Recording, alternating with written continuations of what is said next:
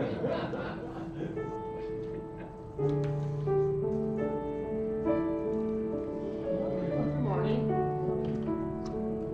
think you guys have name tags over there. Hanging on the board just outside the office.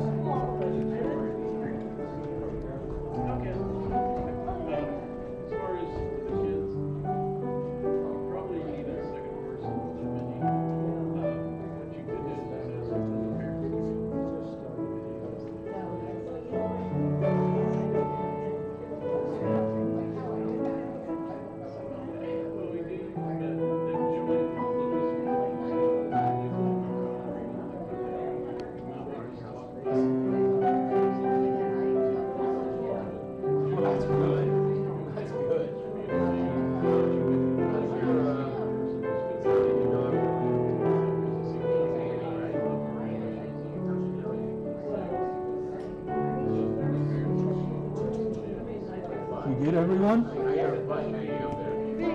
Yeah?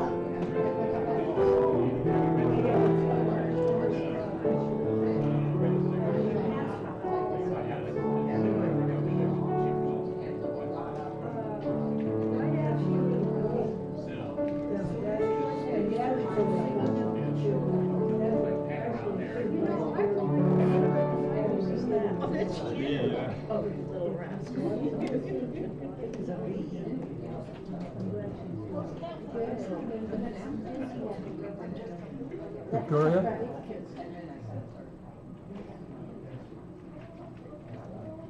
I think she's done. 2 dates. Greedy. Good morning. Yeah? I took my watch off, so I have no idea what time it is, because last week it buzzed. So, good morning and welcome to all of you. My name is Victoria McDonald. I'm the worship associate for the Reverend Kevin Carson. Our greeter is Bill Cohn. He's a first-time greeter. He's a confirmed curmudgeon, so take it easy on him. Vic Allen is our tech guy.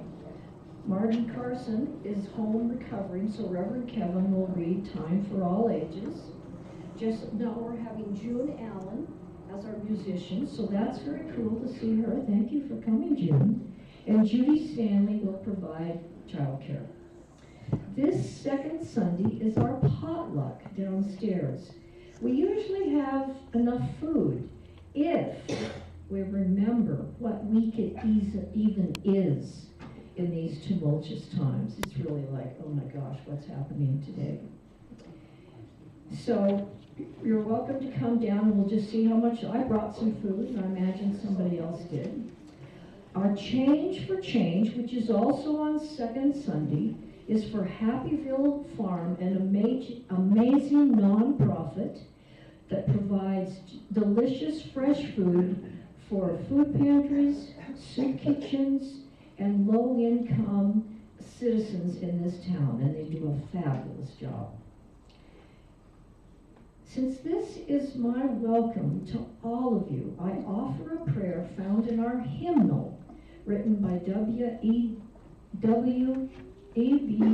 Du Bois, an American sociologist, historian, and Pan-African civil rights activist who died at the age of 95 in Ghana.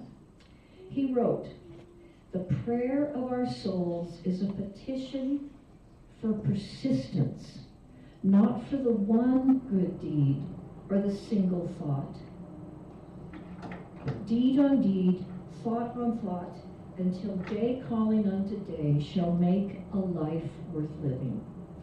We studied this man's writings when I was in high school, but that might not be so today, I don't know. Announcements, we have quite a few. Please silence your phones. And the online weekly announcements that go out every week, Wednesday or Thursday, have a lot of important information. Please contact Vic Allen if you would like to receive them. The first item is our need for volunteers. We've had 2 volunteer fairies, that's Cindy Logan and me, and we have been working 5 or 6 years. I've been coming about 2 or 3 hours each week.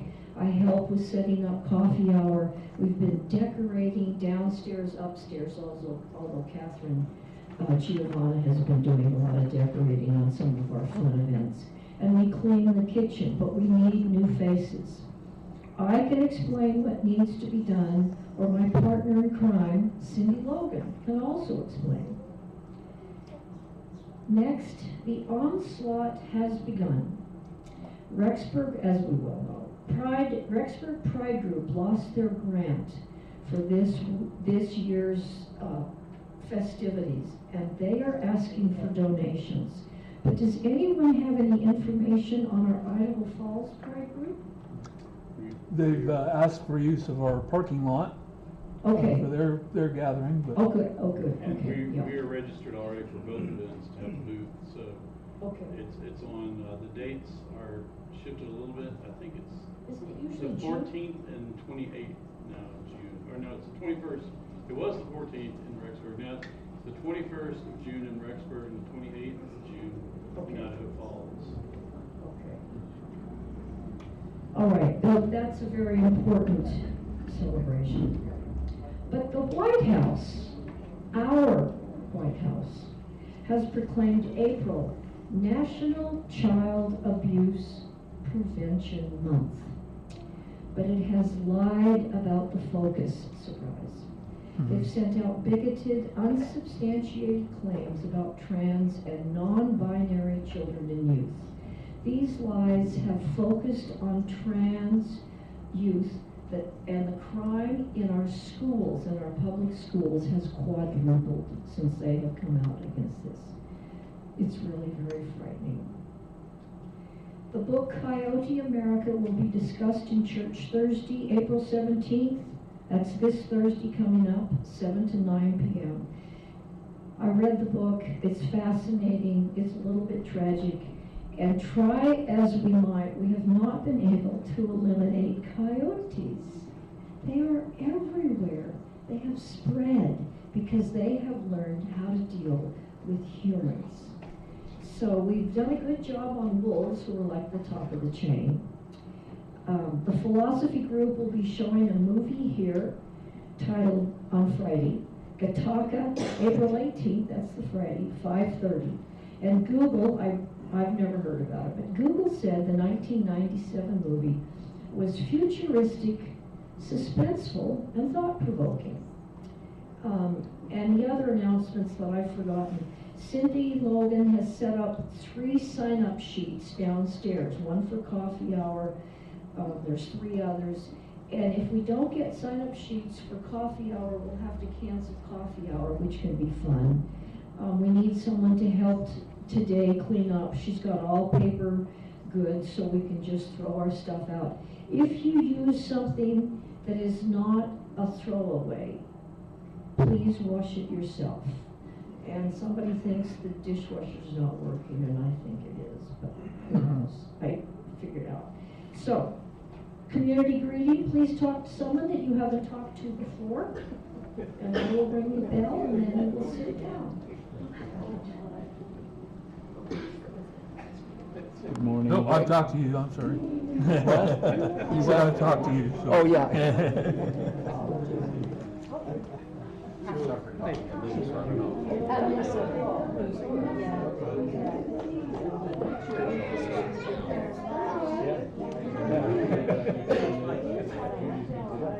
I love Minnesota. We used to have a project between Alexandria.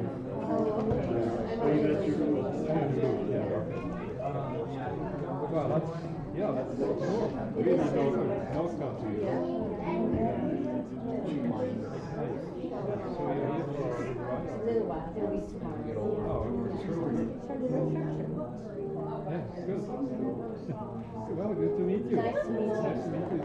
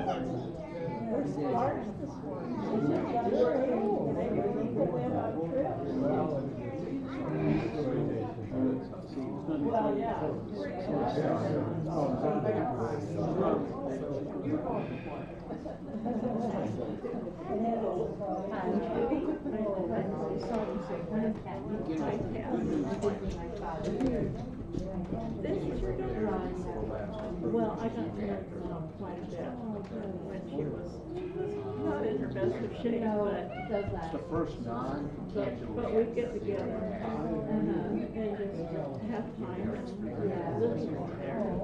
Last year we did and also didn't have a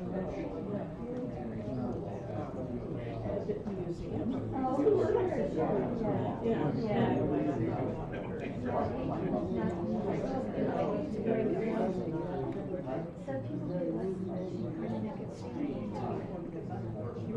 Yeah, she did, and that's when I got to know her.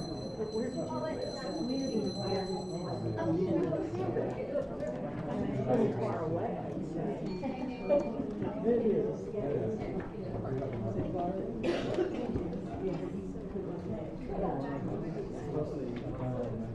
Yeah, I see it played. And do you play it? I play. No.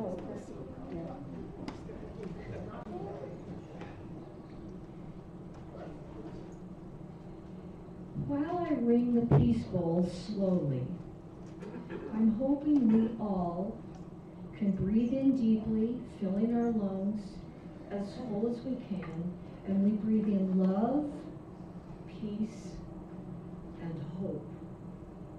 As you breathe out and empty your lungs completely, breathe out your anxieties, your fears.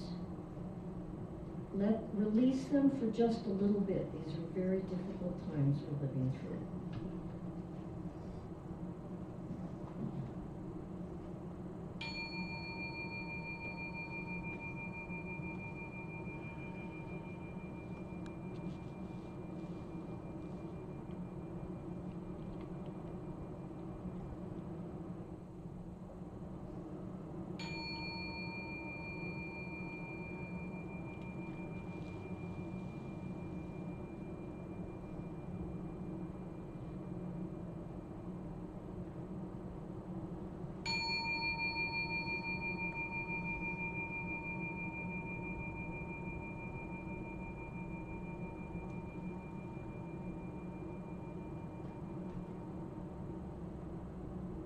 Okay, June, you're on. Is it approved?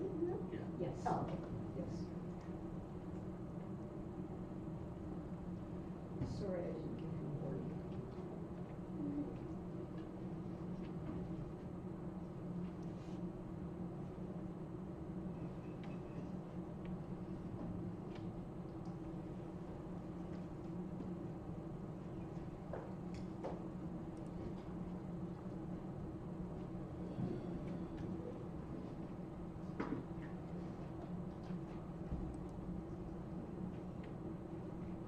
Battery 7%.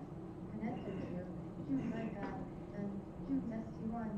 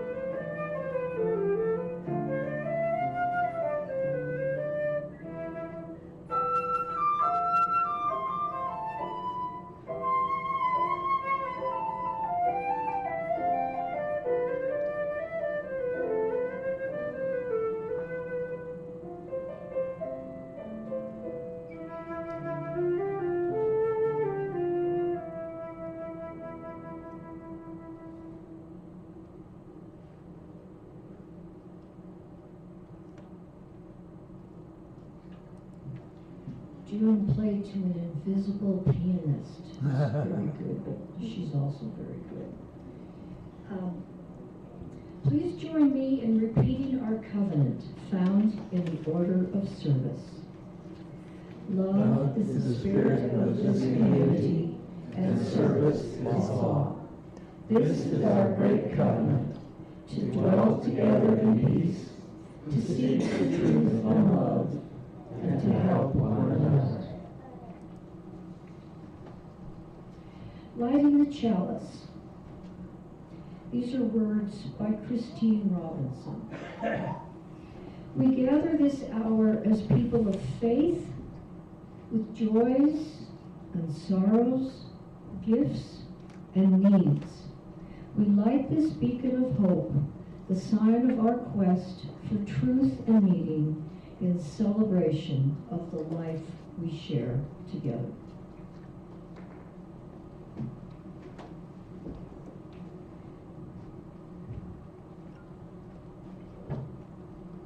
Good morning.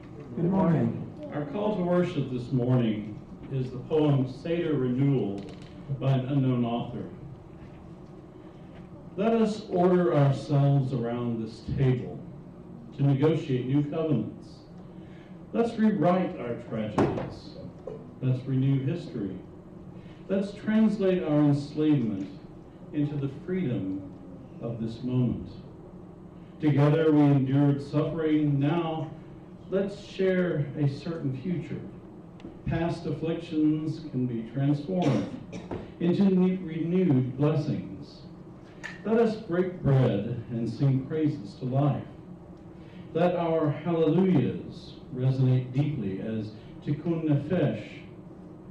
Heal my soul, O Lord, heal others so I can be healed. Let us sing on each cup of wine that zest for life that brings us home to this table, to the singing of this story. Our arms about one another, dancing into freedom, dancing into freedom. I invite you now to rise in body or spirit and join in singing our opening hymn, number 42, Morning So Fair to See.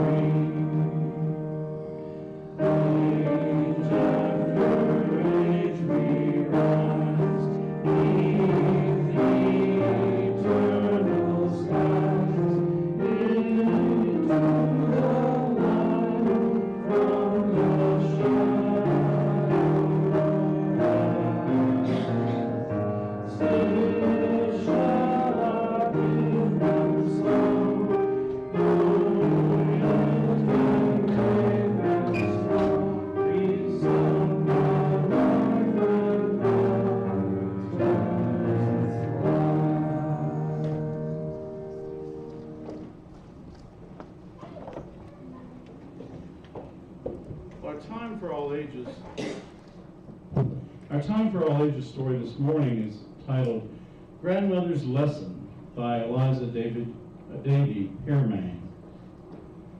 Once upon a time, there lived a brother and sister named Leah and Sam. They were Jewish, and Passover was their favorite holiday because there was so much to do. The day before the special Seder meal, they would help sweep the house, clean of all breadcrumbs, help set the table with special Passover dishes, and put an extra chair and a cup for Elijah the prophet. Then, on the evening of the Passover, relatives would arrive and Seder would begin just after sunset. One year they came to a place near the end of the Seder where the father poured wine into Elijah the prophet's goblet and asked the children to go and open the door for him. This was one of their favorite parts because it was so mysterious. They ran to the door and looked up and down the street. They didn't see anyone except the new children next door. They had just moved from Haiti, and they were playing in their yard. No Elijah. Leah came back to the table feeling sad. "Where is Elijah?" she asked. "Every year we pour him wine and open the door, but he never comes. What does he look like? Will he ever come for Passover?" Her parents looked at grandmother. "I have seen him," she said, "though I didn't realize it at first. Elijah comes in many disguises. I saw him long ago when I was about your age. One cold day just before Passover, I was minding my younger brother and sisters, and my mother was resting. There was a knock at the door. I opened the door, and there stood a beggar. He was dressed in rags and had an old sack over his back. I saw that his shoes were full of holes. 'May I come in and sit by your fire and have some food?' he asked. 'I am so hungry and cold.' I knew we were not a wealthy family.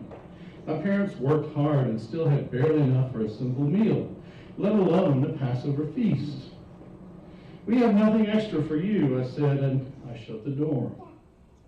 I peeked out of the window and saw the beggar walk to our next door neighbor's house.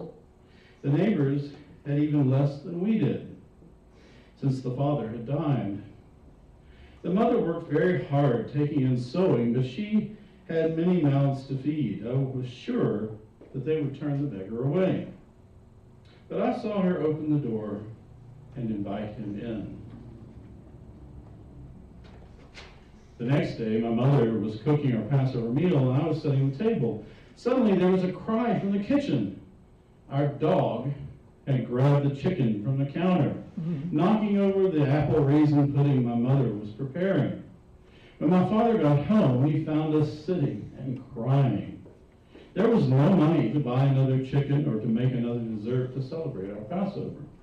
We were still sitting and crying when we heard a knock at the door. It was our poor neighbor. She smiled at us and said, "It seems that misfortune has come to you. I would like to invite you to celebrate Passover at our home this evening. I don't have much, as you know, but somehow I was able to make more matzo balls than usual from my flour, and my soup kettle is full." My parents thanked her and promised to bring the foods they had prepared that had not been spoiled. After a neighbor had gone, my mother asked me, "Who was that knocked at our door while I was resting yesterday?" I said, "It was a beggar. I told him we didn't have enough and sent him away." Where did he go?" she asked. "To the neighbors," I shrugged. My parents looked at each other. "Do you know who that beggar was?" my father asked. "No, that was the prophet Elijah," said my mother. "He comes to see if we are helping to make the world a better place by being welcoming and generous." We had a wonderful Passover with our neighbors.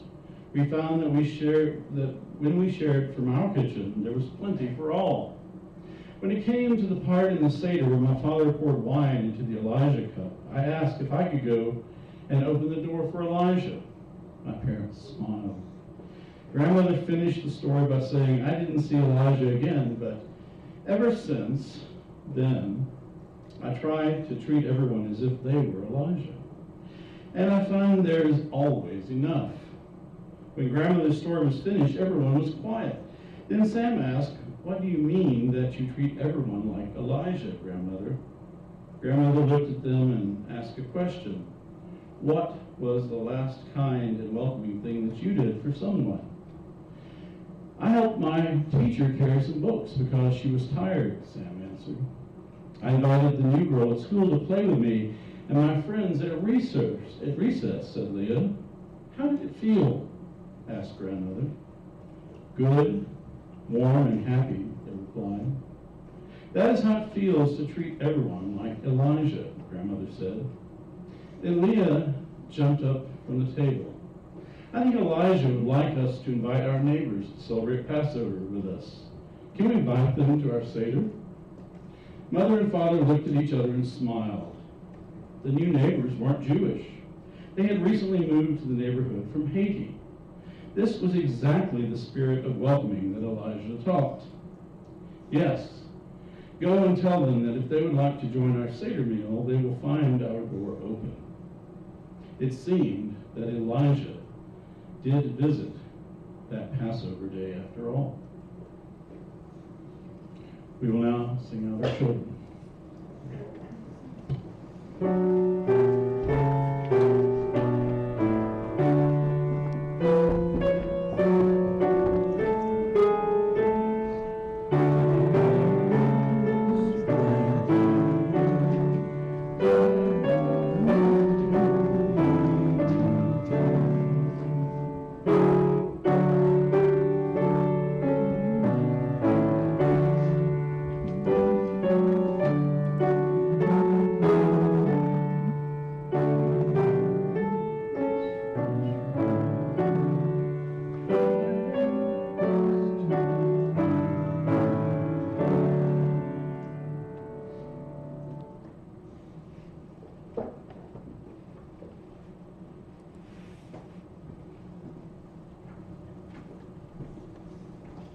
Joyce, whoops. Have to turn it on right here. Is it on now? No. Okay. How are you? So the first concern and sorrow, the Coffee Second Sunday Fairies have decided to step back. Please continue this essential ministry by signing up downstairs. If you don't sign up, it's not going to happen. On the sheets of the counter downstairs, you can sign up for any one of the activities that we need volunteers for. We have made it easier by using paper and plastic, which we do not want to use, but it just makes it simpler. Next one, there's actually two that are the same. Bill has a concern. Jim Sathey had open heart surgery Friday, is facing a 6 to 8 month recovery. And Roby and Bob had the same concern. Our thoughts are with Jim Sathey, who had a triple bypass on Friday, but he is doing well. Aaron says, please send love and blessings to our friend Jared, who hasn't been feeling well and is going through a hard time. Roby, sickened by the stock market manipulations of our idiot president. Disgusting. It's kind of interesting, kind of like being a yo-yo. Mine is the last, it's a joy. Last night I watched an hour-long program on Chopin. There's an Asian man who goes around the world and picks different conductors. But after that was an hour-long program on Rudolf Nureyev on PBS. He changed the status of male dancers in ballet. Usually men used to be just the crane. And he changed it to where he was of equal status with Margot Fontaine. He would stand next to the ballerinas. And of course he was just a fabulous man. What luck to have him defect from the Kirov Ballet. And we have one more. Reverend Kevin will light one more candle for the joys and concerns that have not been expressed but are held within. Peace be with all of us.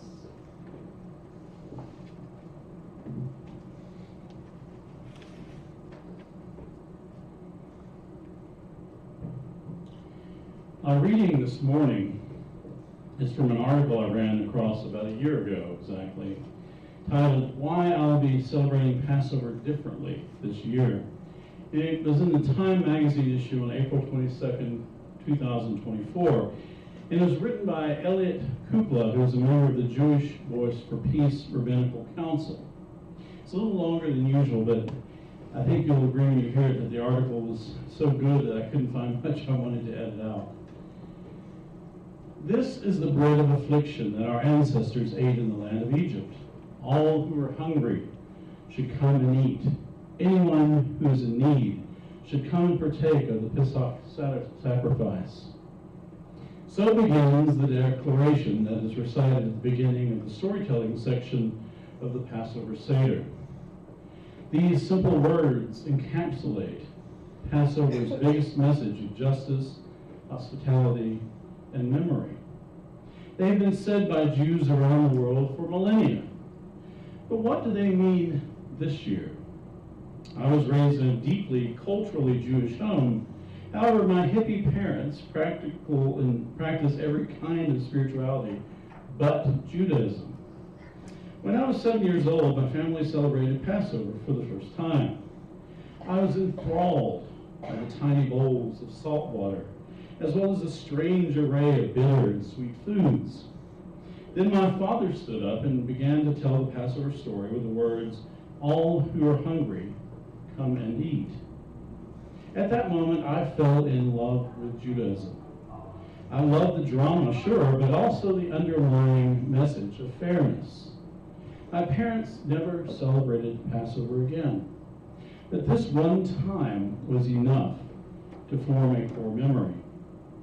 Now, every year of my adult life, I lead my own Seder.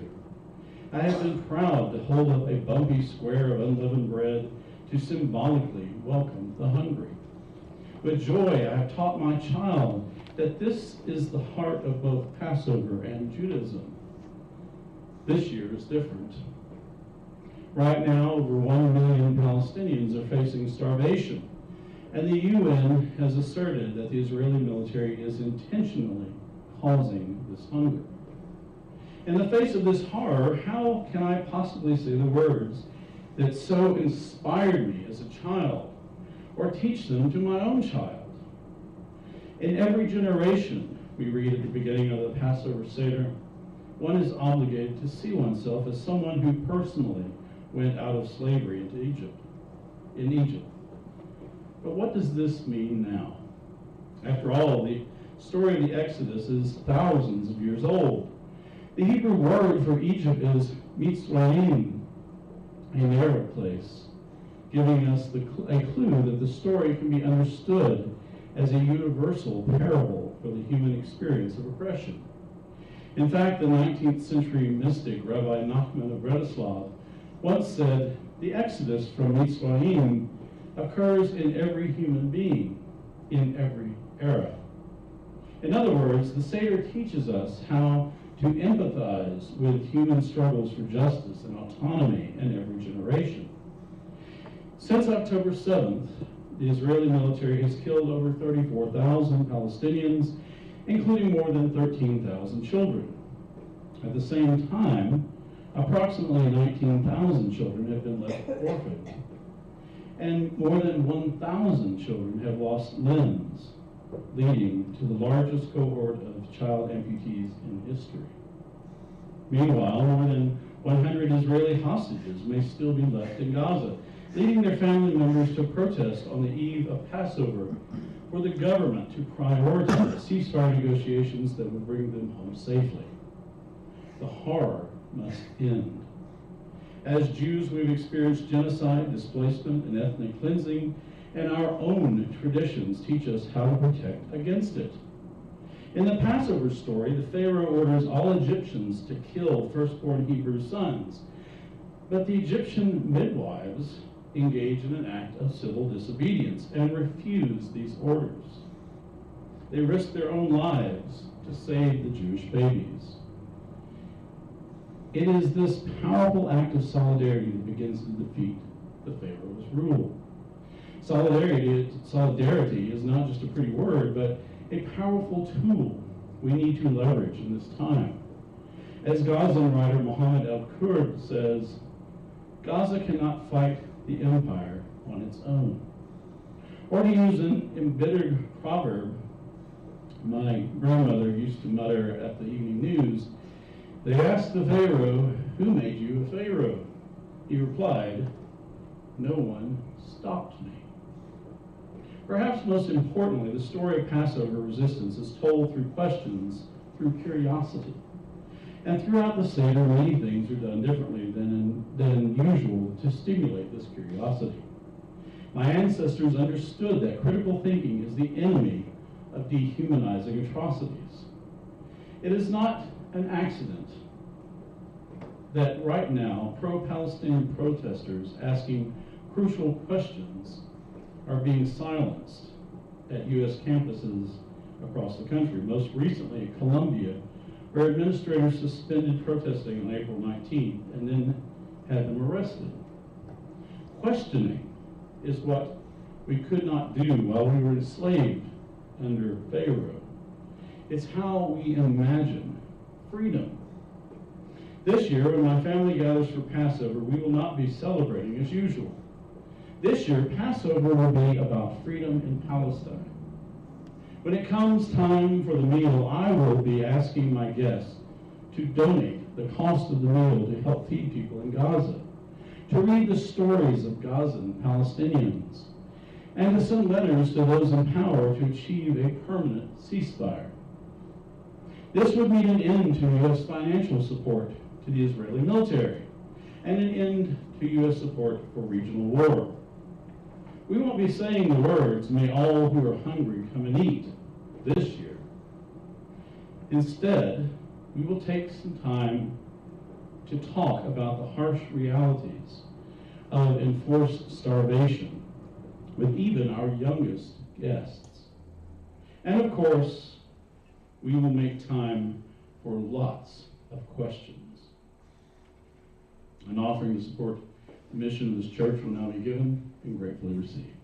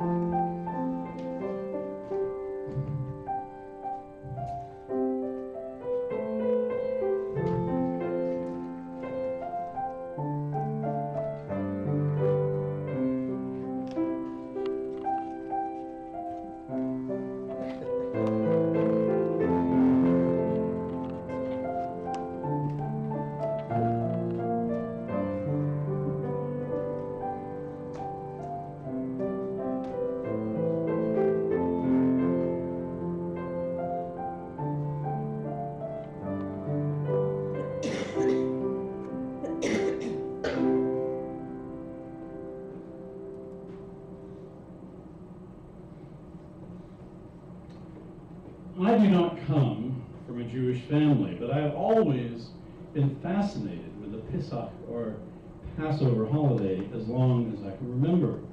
Probably since the first time I watched the classic movie, The Ten Commandments, which usually comes on television at this time of year. I think my image of Moses will always be that of Charlton Heston, with a long, great beard as a result. And having had several Jewish friends over the years, especially among Jewish Unitarian Universalists, I have been invited to Passover Seder meals on occasion to partake in this holiday celebration. Some UU churches even host an annual Passover Seder dinner, but unless they have a significant number of Jewish congregants, I tend to frown on such practices as bordering on cultural misappropriation. There is a lot of cultural and religious meaning that surrounds Passover. And though the Seder meal is important, it is only one part of understanding the true meaning of the holiday. I think Passover is unique among the Jewish holidays because the social justice themes associated with Passover are the most powerful. The rituals speak of hunger, homelessness, exile, oppression, liberation, and redemption. We Unitarian Universalists are spiritual explorers with deep roots in Christianity and by extension into Judaism. And the prophetic tradition of Judaism still informs our approach to religion. We may or may not celebrate the Passover holiday itself, but we can learn about Passover and consider how its lessons might enrich our own spiritual journeys. And since most of us did not grow up in Jewish homes, let me start with some basic information about the significance and rituals associated with the Passover holiday. Like other Jewish holidays, the date Passover is observed varies according to the Jewish lunar calendar, with a week-long Passover feast celebrated on the 15th through the 22nd day of the Jewish month of Nisan. This year, Passover began at sunset on April 12th, and for Reform and Progressive Jews living inside Israel, it lasts for 7 days, ending at sunset on April 19th.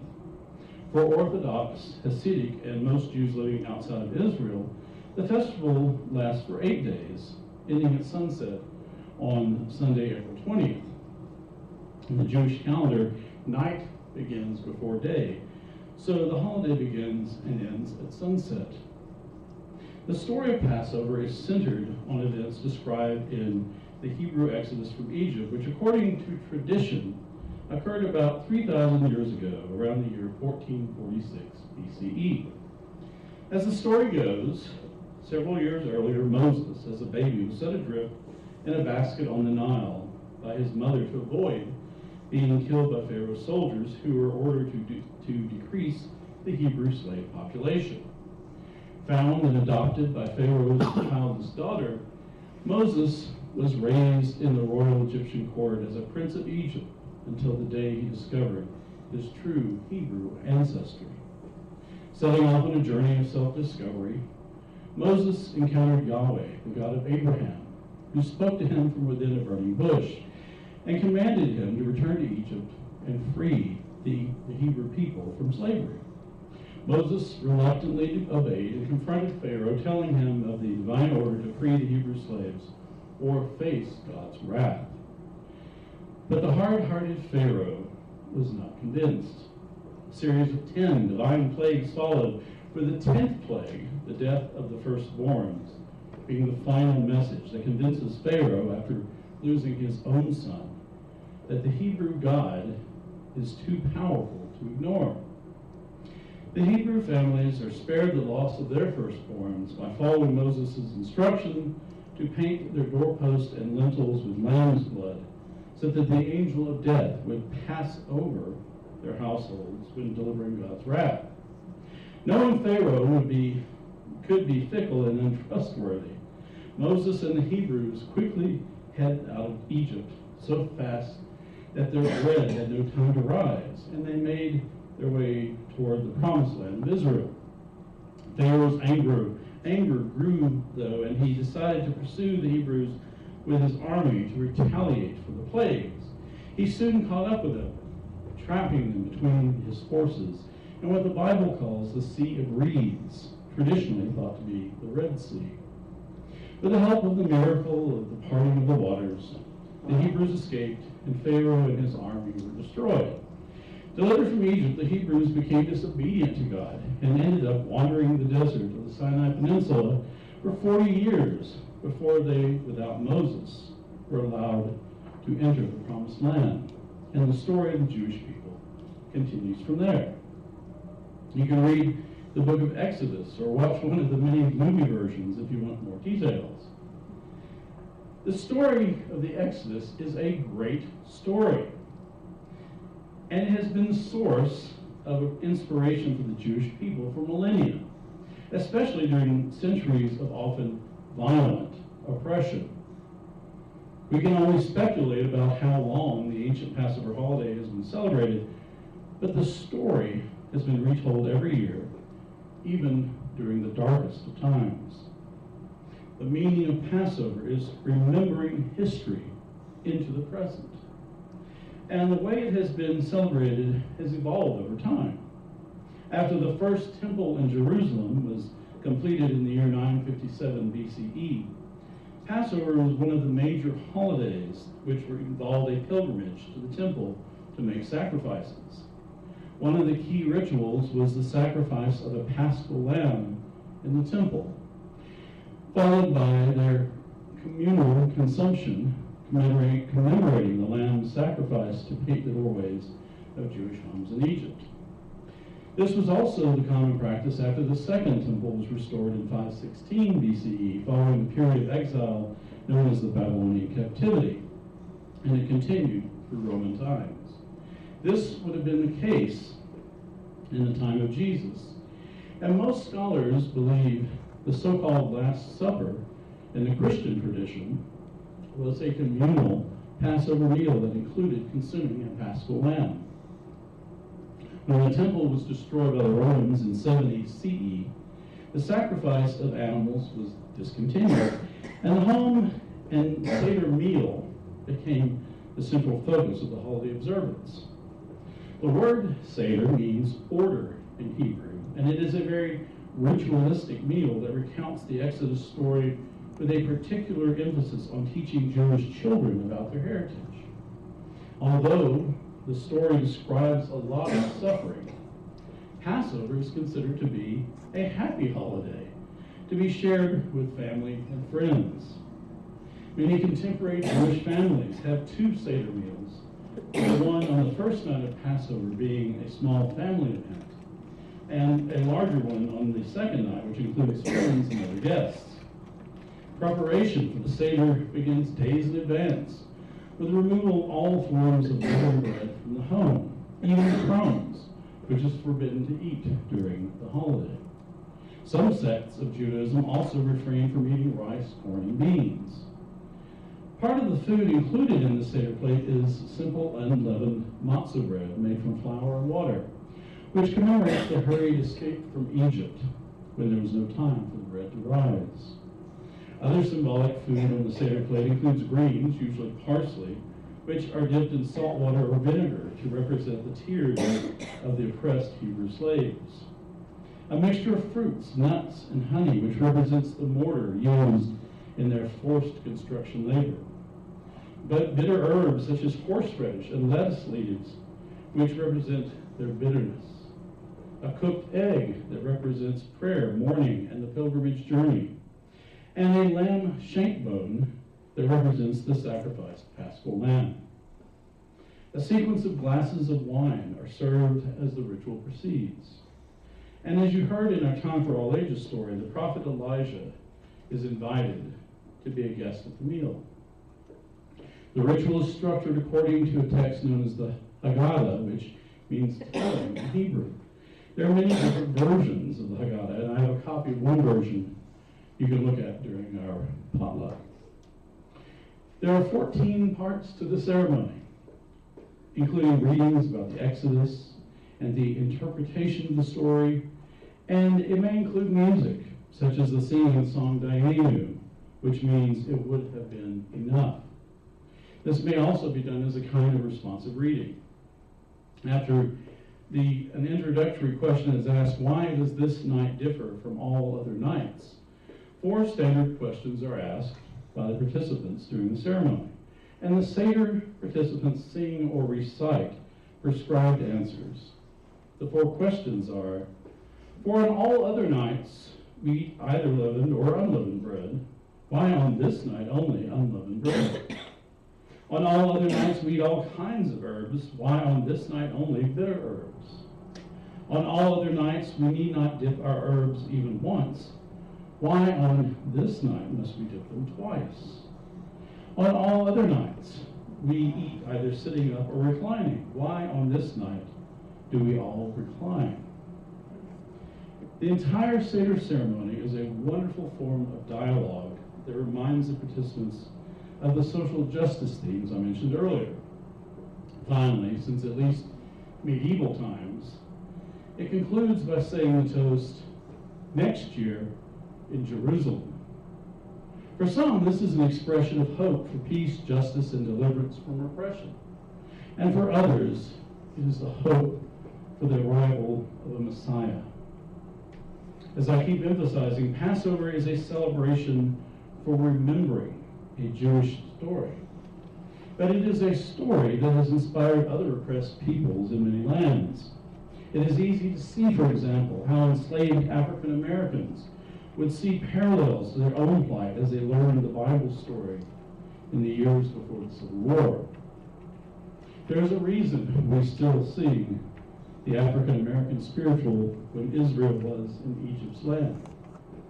History has proven many times that a story can be a powerful force, even if it may not be factually true in the way we think of historical events. Many modern scholars suggest the traditional account of the Exodus Passover story is problematic, to say the least. To begin with, it is generally believed that the 5 books of Moses, which include the book of Exodus, was written in the 6th century BCE during the period of the Babylonian captivity. The oral traditions they were based on were probably several centuries old already and represented legends rather than what we would call history.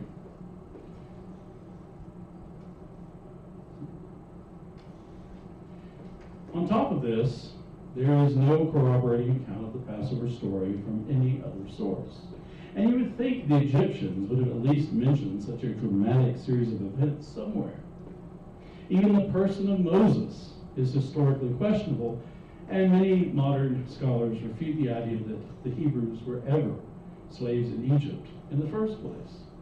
Based on cultural similarities on the archaeological evidence, the people who became identified as the Hebrews appear to have been a group among the Canaanite tribes who differentiated themselves from other tribes sometime after 3500 BCE and adopted a religion based on the monotheistic god Yahweh, which was a former Canaanite sky god. The Hebrews, later identifying as Israelites, first settled in the northern highlands of the Levant region in what is now Israel-Palestine. Levant has been a troubled region for millennia, and in biblical times, it was wedged between the powerful Egyptians to the south, the Hittites to the north, and the Assyrians, Babylonians, and Persians to the east, not to mention the Philistines, who were probably descended from Phoenician colonists and occupied the fertile coastal plains. It has been the crossroads of imperial conquest and military conflicts from ancient times to the present. And no matter when you try to take the Passover story, anytime between 1500 and 1100 BCE, it was a time when the region was dominated by the powerful Egyptian Empire, which ruled the entire Levant from 1570 to 1069 BCE. The Hebrews could not have technically left Egypt in those years because we know from archaeological evidence that the Egyptian Empire stretched all the way into modern Lebanon. And as for being slaves, many scholars suggest it is more likely the Hebrews were mercenaries or simply contract laborers for the Egyptians if they were ever in the main Egyptian homeland to begin with. Despite popular myths, the Hebrews did not build the pyramids, which were constructed at least 1,000 years earlier than even the most generous early dates for the Exodus story. Finding any reasonable date for the story is difficult, since the cities of Pithom and Ramesses mentioned in the Exodus, where the Hebrews allegedly lived, are now thought to have been established more than a century after the latest possible dating of the story. And there's also considerable debate over which pharaohs could be the ones mentioned in the story. Most importantly, there is a complete lack of corroborating archaeological evidence in the Sinai Peninsula or anywhere else. The biblical account says over 600,000 Hebrews followed Moses out of Egypt and wandered the Sinai for 40 years. But to date, there has been no archaeological evidence discovered that any group of such a magnitude ever passed through the area. As I heard one scholar put it, not one potsherd, hearth, or pit latrine has ever been found to support the story. Even a much smaller number of people wandering the Sinai that long would have left some kind of evidence to unearth, especially in such an arid place. So, meaning no disrespect to our Jewish neighbors, what if we assume that the Passover story is mythically important but not based on historical fact? Is such a religious story still meaningful? Absolutely. Stories can be powerful, even if they are not literally true or historically accurate. Think of them more like poetry that tries to express the human connection to the sacred. There might be a kernel of historical truth in many of the biblical accounts, but these can only help validate other historical and archaeological evidence.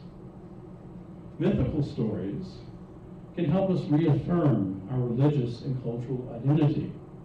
And retelling familiar stories handed down through generations can be reassuring and important to understanding who we are. The stories in the Hebrew Scriptures describe an evolving relationship between the Jewish people and God spanning centuries.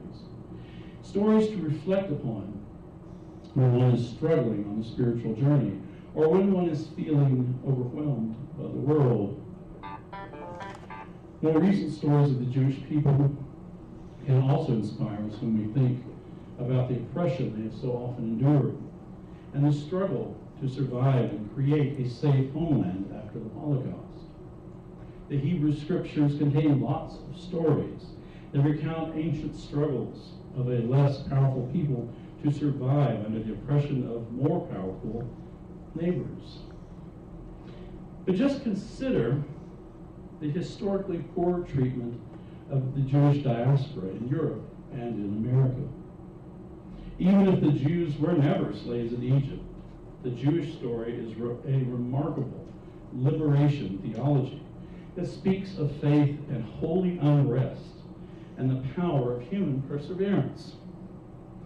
And the story continues to be written.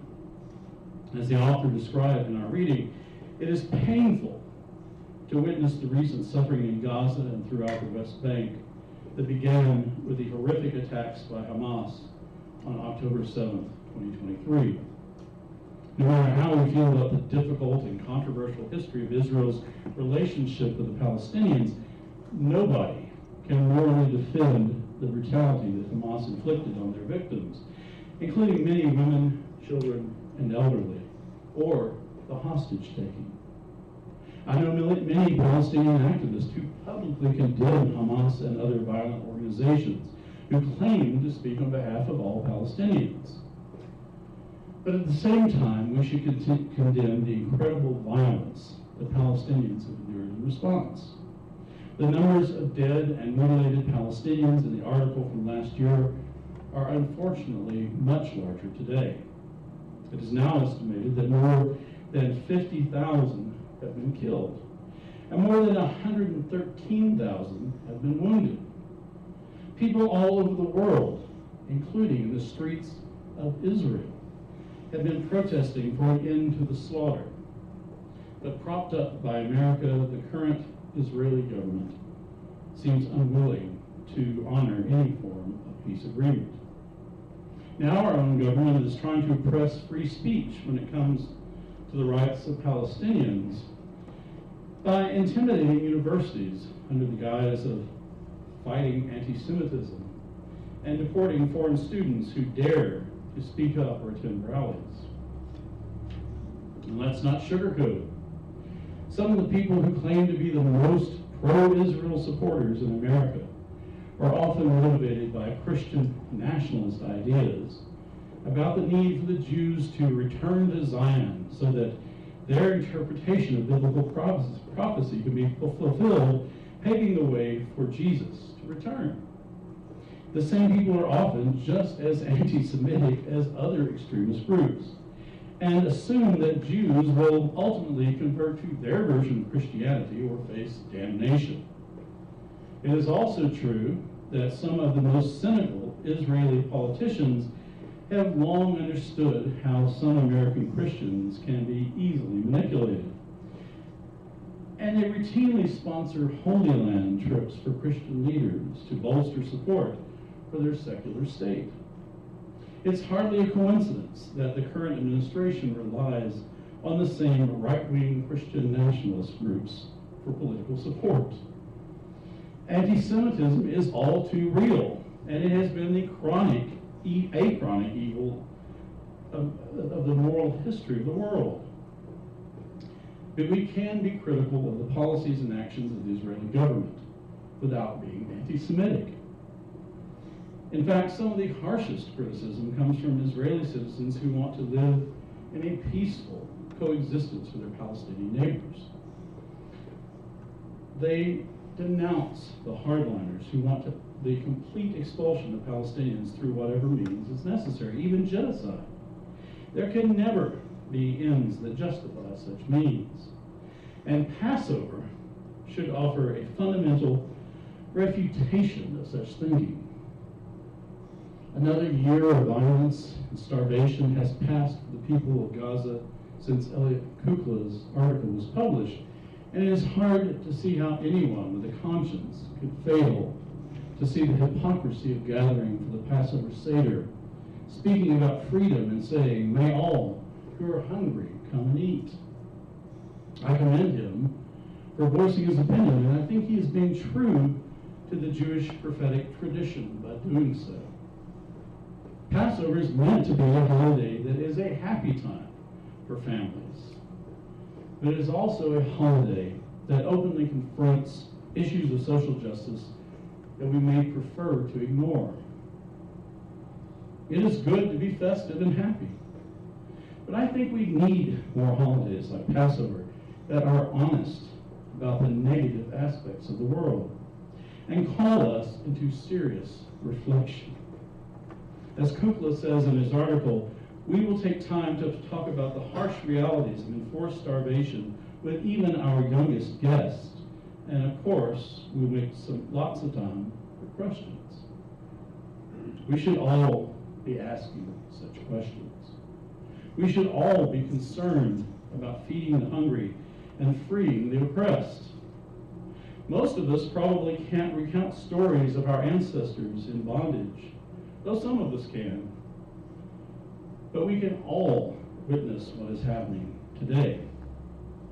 So as the Passover toast says, next year in Jerusalem.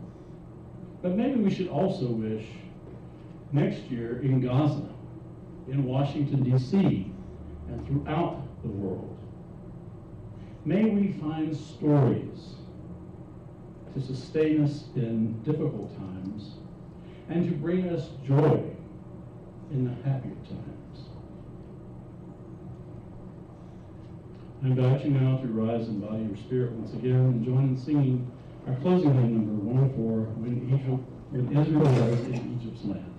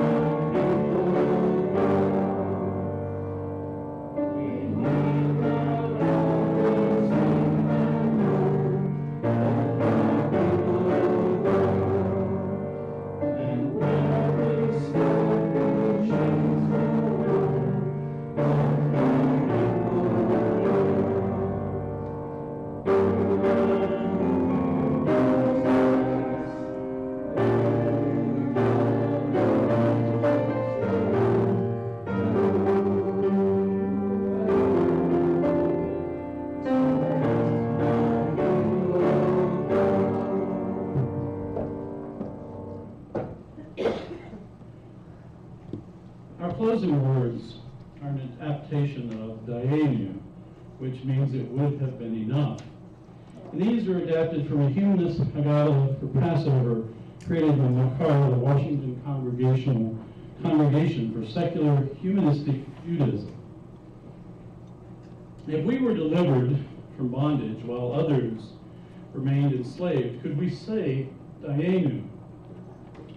If we could be at peace while others died in wars, could we say Dayenu? If we were born to prosper while others were born to poverty, could we say Dayenu? If we alone were chosen while others were forgotten, could we say Dayenu? If we had enough to eat while others starved, could we say Dayenu? If our houses were safe while others lived in fear, could we say Dayenu? If we had a place we belonged while others were far from home, could we say Dayenu? In the same spirit, our celebration today is also shadowed by our awareness of continuing sorrow and oppression in all parts of the world. Ancient plagues are mirrored in modern tragedies. In our own time, extraordinary people suffer and die as a result of the tyrants who rule over them. While we may rejoice in the defeat of tyrants, we must also express our sorrow at the suffering of the many innocent people. The pain of others diminishes our joys. Those who suffer from the modern plagues, hunger, war, tyranny, greed, bigotry, injustice, poverty, ignorance, pollution of the earth, and indifference to suffering. Let us hold them in our hearts and work for the day when we can truly say, it is enough.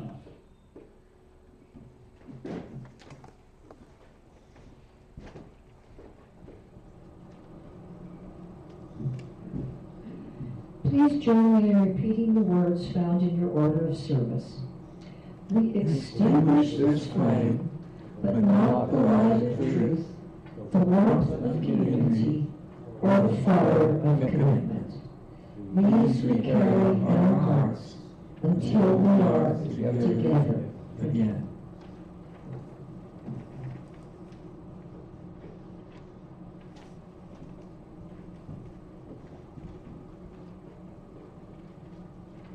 Battery, 70%. Connected to inside battery. Connected to message one.